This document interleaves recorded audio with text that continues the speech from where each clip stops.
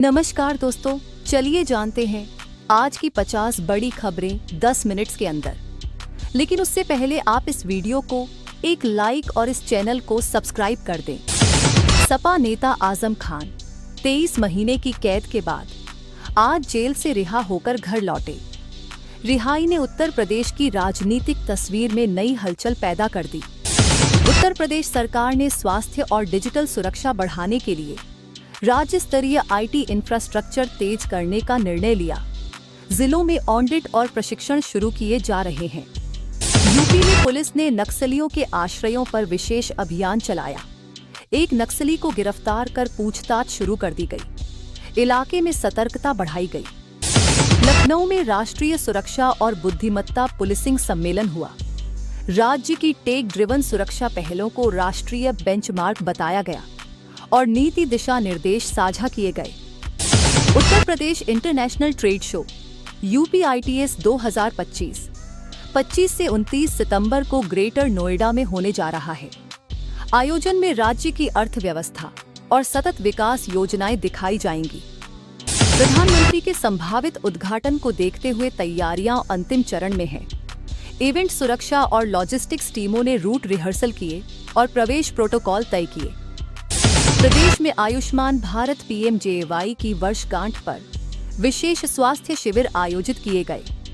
राज्य ने कार्ड वितरण और इलाज के आंकड़े सुधारकर हाईलाइट किए। गोरखपुर और आसपास के जिलों में किसानी सत्र के लिए आधुनिक सिंचाई और जल प्रबंधन परियोजनाओं का उद्घाटन किया गया। किसानों को नई तकनीकें बताई गई। फैक्ट्री और MSME सेक्टर को बढ़ावा देने के लिए उत्तर प्रदेश ने एक्सपोर्ट लिंक्ड स्कीमें पेश की। स्टार्टअप्स के लिए फंडिंग सत्र और मेंटरशिप पैनल बनाए गए। लखनऊ नगर निगम ने क्षेत्रीय सफाई व कचरा प्रबंधन में सुधार के लिए नई स्मार्ट ट्रैकिंग गाड़ियां और ऐप निगरानी प्रणाली लागू करने का ऐलान किया। प्रदेश स्वास्थ्य विभाग ने डेंगू और मलेरिया से निपटने के लिए आज रात विशेष दंगा निवारक ड्राइव चलाने का आदेश दिया और स्थानीय क्लीनअप अभियान तेज किया। यूपी में महिला सुरक्षा के लिए मिशन शक्ति के तहत 24 घंटे 7 दिन सहायता हेल्पलाइन विस्तारित की गई। पुलिस कंट्रोल रूम और वुमेन डेटा सेंटरों को जोड़ा गया। कानपुर में एक बड़े निर्माण परियोजना के लिए पर्यावरण प्रमाणन की प्रक्रिया शुरू हुई। स्थानीय समुदायों से बातचीत और प्रभाव आकलन की प्रक्रिया तेज की जा रही है। उत्तर प्रदेश के कुछ जिलों में भारी बारिश की संभावनाओं के मद्देनजर आपदा प्रबंधन टीमों को सतर्क रहने का निर्देश जारी किया गया और राहत सामग्री स्टॉक बढ़ाया गया। वनकर्मी और सरकारी स्कूलों के बीच डिजिटल पढ़ाई के पायलट प्रोजेक्ट का विस्तार करते हुए 50 से अधिक विद्यालयों को ऑनलाइन संसाधन दिए गए। राज्य शिक्षा विभाग ने बोर्ड परीक्षा परिणामों की समीक्षा के बाद शिक्षकों के प्रशिक्षण और सिलेबस अद्यतन का रोड मैप घोषित किया। स्थानीय प्रशिक्षण शिविर शुरू होंगे। अवध क्षेत्र में पर्यटन बढ़ाने हेतु इको टूरिज्म पहले तेज की जा रही हैं।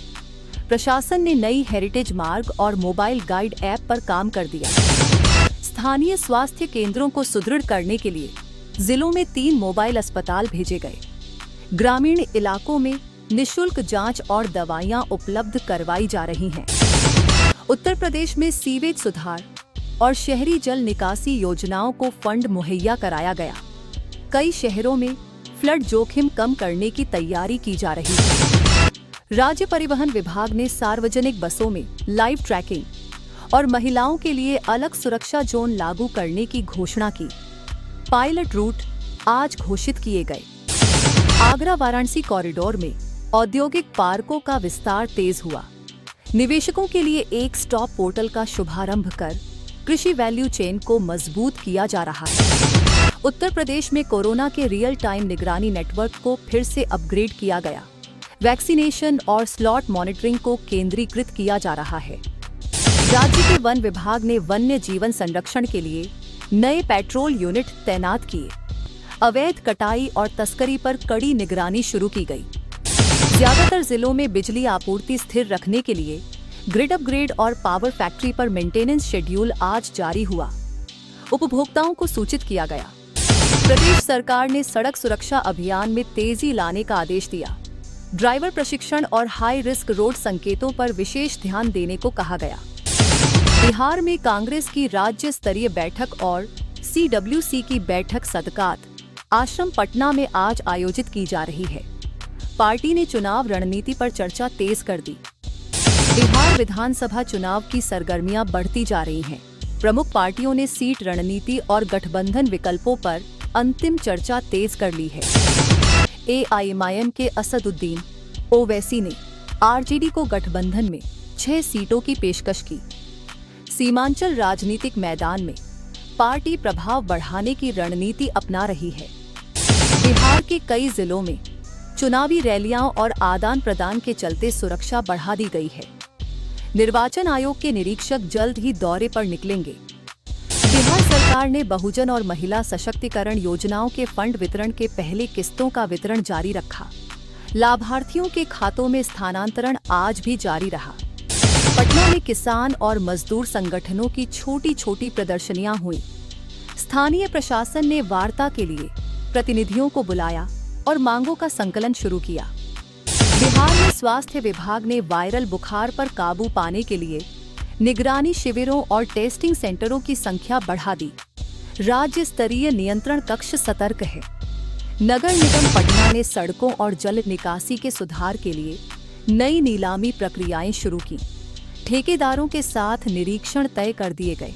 बेगूसराय और आसपास के जिलों में शिक्षा व रोजगार मेलों का आयोजन किया गया। युवाओं के लिए ट्रेनिंग और प्लेसमेंट पैनल आज लगा। बिहार के सीमावर्ती जिलों में स्वास्थ्य और खाद्य सुरक्षा हेतु आपूर्ति श्रृंखलाओं को मजबूत करने के निर्देश दिए गए। अनाज स्टॉक और चिकित्सा सामग्री की जांच हुई। पटना के फूड बाजारों में खाद्य सुरक्षा निरीक्षण बढ़े। मिलावटी मामलों पर कड़ी कार्यवाही का वादा जिला प्रशासन ने किया और सैंपलिंग की प्रक्रिया तेज की। राज्य में बारिश के कारण कुछ निचले इलाकों में जल भराव की सूचना मिली। प्रशासन ने स्थानीय अभियानों और राहत शिविरों का सेटअप कर लिया है। बिहार में युवा मोर्चे के तहत स्टार्टअप प्रोत्साहन स्कीमें लागू की जा रही हैं। उद्यमियों को अनुदान और मेंटरशिप लिंक दिए जा रहे हैं।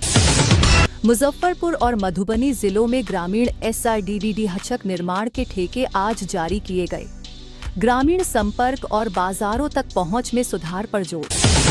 चुनावी परिवेश में विधानसभा क्षेत्रों में महिला वोटरों के लिए विशेष पोर्टल और हेल्प डेस्क खोल दिए गए। पंजीकरण और सुरक्षा से जुड़ी जानकारी उपलब्ध। बिहार में अधिकार यात्रा और गठबंधन बैठकें जोर शोर से जारी हैं। राजनीतिक दलों ने चुनाव चिन्ह और रणनीति पर शीघ्र निर्णय लेने का मन बनाया। राज्य पशुपालन विभाग ने पशु रोग नियंत्रण के लिए टीकाकरण ड्राइव तेज किया। ग्रामीण पशुपालकों को मुफ्त दवाइयां और सलाह दी जा रही है। बिजली वितरण कंपनी ने ग्रामीण इलाकों के लिए मनरेगा लिंक्ड सोलर पैनल परियोजनाओं के परीक्षण शुरू किए। ऊर्जा पहुंच में सुधार प्राथमिकता।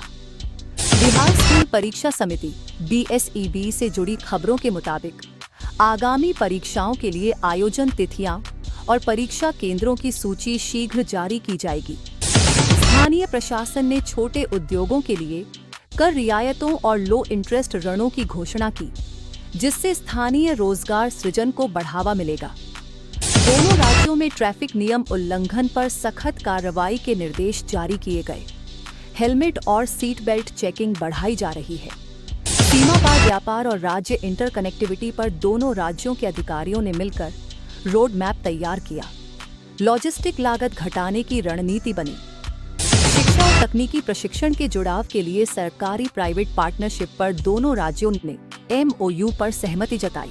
कौशल विकास में निवेश बढ़ेगा। भारी बारिश और मौसम के चलते बचाव कार्य, फूड रिलीफ और चिकित्सा मदद के लिए जिला स्तरीय समन्वय कक्ष सक्रिय कर दिए गए।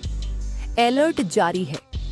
चुनाव प्रवृत्तियों और आर्थिक पहलों के बीच दोनों राज्यों में अगले कुछ दिनों में अधिक राजनीतिक और प्रशासनिक सक्रियता बनी रहेगी। निगाहें चुनावी तारीखों पर टिक गई हैं। ऐसी ही हर खबर से अपडेट रहने के लिए हमारे YouTube चैनल को सब्सक्राइब जरूर करें। धन्यवाद।